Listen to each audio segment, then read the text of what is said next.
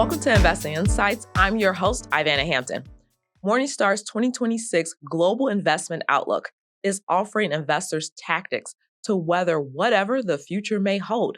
The next episode in our series is focusing on income investing in an uncertain market environment.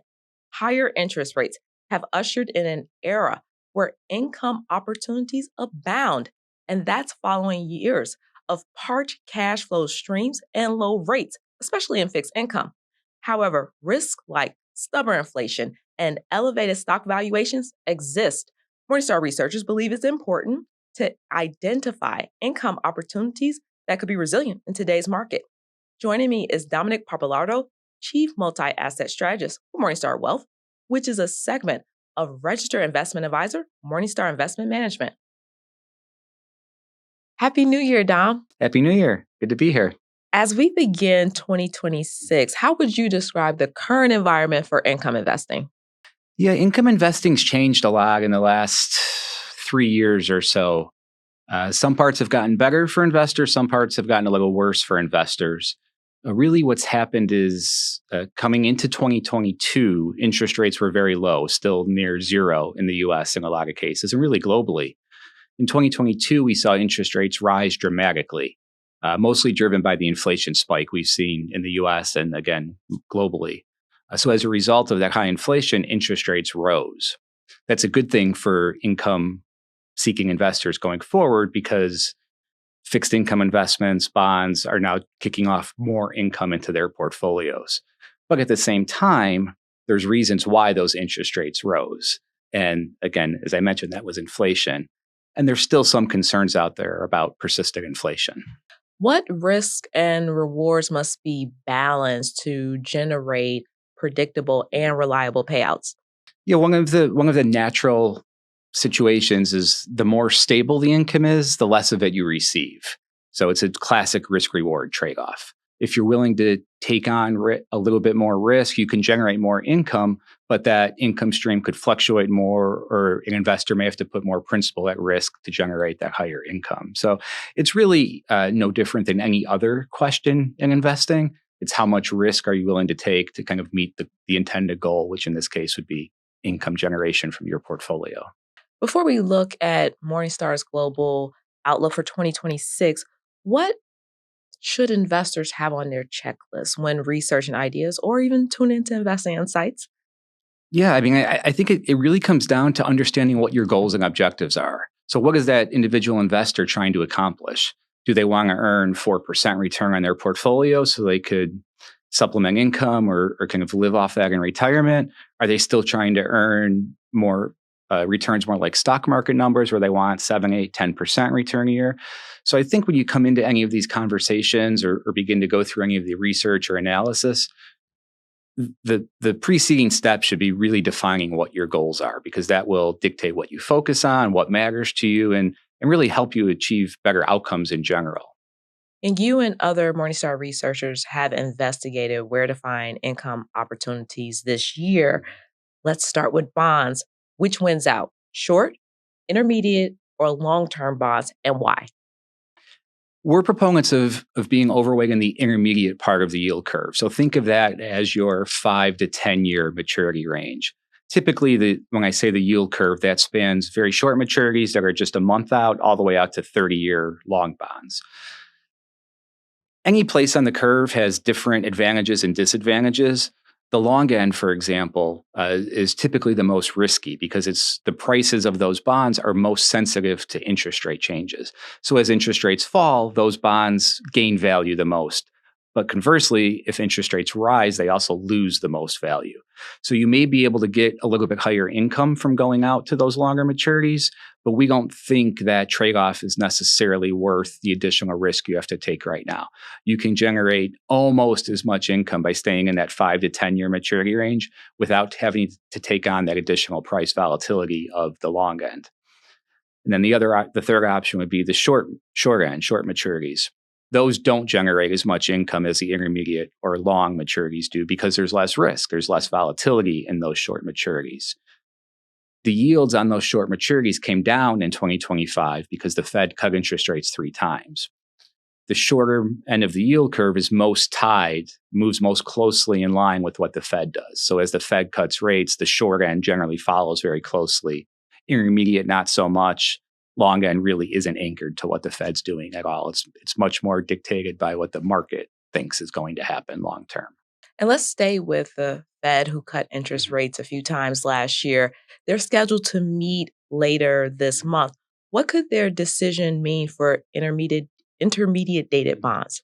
Well, first, let's talk about what their decision might be. Again, they've cut rates 3 times, mostly in the back half of 2025. So there's some momentum for the Fed moving towards lower interest rates.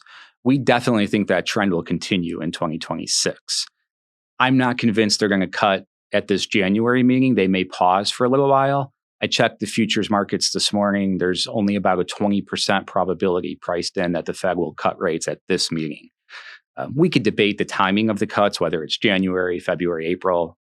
In my view, doesn't really matter. The longer term trend is likely to stay intact of interest rates coming down. So let's assume the Fed cuts at some point this year. What that means for the intermediate range is it generally will cause that to come down a little bit. As I said a moment ago, it's not as tied to that Fed decision as the short end is, but typically over some period of time, it'll follow suit, at least directionally. So if the Fed does continue to cut rates like we think they will, that should be a little bit of a tailwind for the intermediate part of the yield curve. Let's timestamp. Today is Wednesday, January 7th. Okay, so another income opportunity is global sovereign government bonds. But your team stresses that currency hedging is vital. Can you explain this strategy and why it's critical? Sure. So government bonds around the world all traded at very low interest rates, just like the US did, as I talked about coming into 2022. After 2022, we had kind of this global reset of interest rates. US rates definitely went up. But what we've seen recently is some of the global opportunities have seen their interest rates go up more than what the US experienced. And as I said, the US has actually started to come back down. So investors can move to foreign government bonds around the globe is kind of a substitute for treasury bonds and actually pick up yield or generate more income without taking on a tremendous amount of risk because they're still government bonds. You think about Europe, those countries are quite stable. Their credit ratings are very similar to the US Treasury credit rating. So it's a way for investors to add income to their portfolio without taking on a lot of additional risk. The point about currency hedging is really associated with the risk side of it. If you don't hedge the currency, then you're assuming volatility for changes in the dollar valuation relative to those foreign currencies. So if we're talking about a European country, let's say Germany, their bonds are traded in euros. So you're taking on the risk of the change in value of the US dollar versus the euro. If you hedge that out, then that risk kind of goes away. And because of the interest rate differentials in the countries, you could hedge that out and still pick up income for your portfolio. So we think it's a way to really boost income a little bit with not taking on additional credit risk or volatility because that currency risk is hedged away. The examples are great. Thank you for sharing those. The corporate bonds have historically offered higher yields over sovereign debt. Why has that changed, and is the shift significant? Yeah, corporate credit is really one of the mainstays of income investing. So in the US anyway, the corporate market's very deep, very liquid. Many large corporations issue bonds that investors could buy in their portfolio to generate income. As you would imagine, any individual company is a bit of a higher credit risk than the US government is. So historically, there's a yield premium paid by those corporate bonds over and above what treasuries will pay you. The problem right now is that yields premium has shrunk dramatically. So you're getting less than 1% additional income by moving to corporate bonds instead of treasury bonds. That's historically rich. It's in about the second percentile in the last 25 years. So that means 98% of the time over the last 25 years, you've picked up more income than you would today. So it's not that people should avoid corporate bonds. It just doesn't have the bang for the buck that it used to. And the reason it's trading so expensive is corporate credit fundamentals are very strong. So investors as a whole don't see a lot of additional risk by buying corporate bonds right now. That may be true, that may not be true. The problem is when that sentiment changes, it moves very quickly. And you could lose principal if you're over allocated to corporate bonds when that shift happens. We'd much rather recommend investors stay overweight in government bonds, whether that's US or global, wait for an opportunity to shift some of that into corporate credit when the valuations become more attractive. A couple of fixed income ideas got honorable mentions in Morningstar's report: U.S. agency mortgage-backed securities and emerging markets debt. Why do these look compelling? So, as I just described, with corporate credit being relatively expensive and unattractive, the obvious next question is what can we substitute for that? And that's where these other ideas come into play. So, emerging market debt is debt from emerging market governments. So, think about South America, some places in Asia, Brazil falls into that, Mexico falls into that. So, certainly functioning countries, but don't have kind of the financial stability that the US or a lot of European nations do. So as you would imagine, because they're a bit more risky and carry a lower credit rating, you pick up more income by investing in them. So we think that's an area that investors could have maybe small allocations just to boost the income a little bit in their portfolios.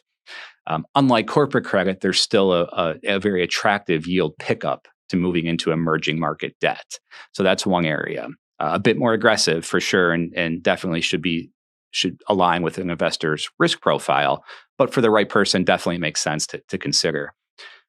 The U.S. agency mortgage bonds are kind of an in-between between government bonds and corporate bonds.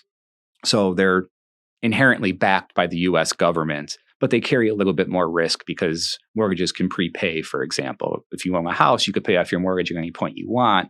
That would trigger a portion of that mortgage-backed bond to prepay to the investor. So there's a little less certainty in the cash flows from mortgage-backed bonds, but you do pick up income over treasury bonds to be compensated for that additional risk. So mortgages are kind of a safer alternative to credit. So if you think about the blending of mortgage-backed bonds and emerging market bonds, you're kind of taking the more risky, more volatile, some more safe, more stable, and then blending them together as kind of a substitute for your corporate credit allocation, which is not attractive right now. On the January 2nd episode of Investing Insights, I talked with Morningstar Holland's Chief European Market Strategist, Michael Holland, about regions outside the U.S. that look attractive. Michael brought up Europe and Brazil. Why do Brazilian and UK stocks stand out to you? Yeah, there's two main reasons. Brazil is the most attractive country in terms of valuation that we see around the globe right now, and that falls into that emerging market bucket. So certainly those emerging market bonds pay a nice income stream. Emerging market stocks also tend to pay a nice income stream. So in Brazil, for example, the broad stock market pays 5.5% dividend yield. That's really attractive for an investor seeking income and still offer some upside because we think the stocks are undervalued on top of paying that high dividend. In the UK, it's very similar. It doesn't quite kick off as much income as Brazil. UK is around 4.5% dividend yield. But again, still comparable to a fixed income investment in the US and does offer a little bit of upside. And diversification is always a nice bonus. So spreading around your risk allocation to other countries, other regions, generally makes sense over the long term for investors. Which sectors from these areas do Morningstar analysts consider undervalued? Yeah, I would think the focus from the research team has been on the healthcare and the energy side of those markets. A country like Brazil, for example, does produce a fair amount of oil. So there's oil exposure there within their energy sector that we think is appealing. Part of the reason those energy valuations are low or attractive is because the price of oil is low. Oil is trading at $56, $57 a barrel, which is low relative to the average and to our forecast. We think it should be more around $65 a barrel. So if that price of oil goes up, those energy companies should benefit. And obviously, the hope would be their stock price moves up with it. Now, Morningstar is favoring yield-focused growth assets over infrastructure ones in this year's report. Why are REITs winning against utilities? Yeah, it's really a valuation story. So utilities had I'll say surprising strong run up in 2025. And the reason is because of AI. And a lot of people maybe 18 months ago weren't making the connection of why utilities would benefit from AI investment. But the data centers being built to power AI infrastructure need a tremendous amount of energy and electricity, which obviously the utilities are selling to them. So there was a widespread belief throughout most of 2025 that utilities will benefit greatly in terms of revenue and profits from the AI infrastructure being built and the data centers that need power from the utilities. Compare that to REITs. REITs had kind of the opposite situation in 2024 and 2025, where their prices declined. There was a lot of pressure on commercial real estate. Work from home was still maybe not gaining momentum, but still a substantial part of the American workforce. That puts pressure on commercial real estate pricing. Interest rates were higher. That also puts pressure on real estate investments because financing costs go up. So REITs saw their prices coming down while utilities saw their prices coming up.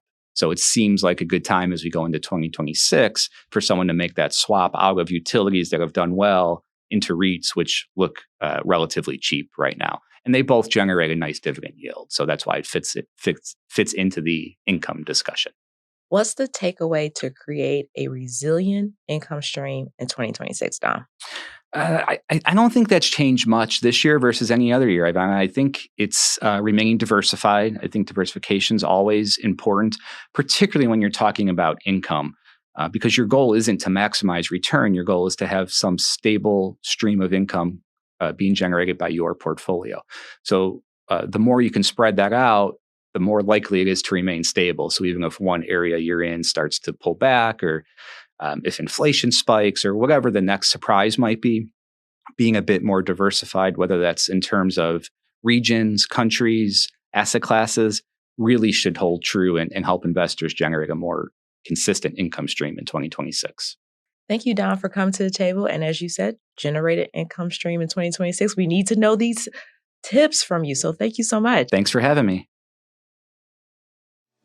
That wraps up this week's episode. Thanks for making this show part of your day. A couple of reminders. Give Investing Insights 5 stars on Apple Podcasts to help others find the work we're producing for you, and subscribe to Morningstar's YouTube channel to watch new videos from our team. Thanks to Senior Video Producer Jake Van Kersen, Associate Multimedia Editor Jessica Bevel, and Senior Editor Valentina Jelosevich. I'm Ivana Hampton, Lead Multimedia Editor Morningstar. Take care and Happy New Year.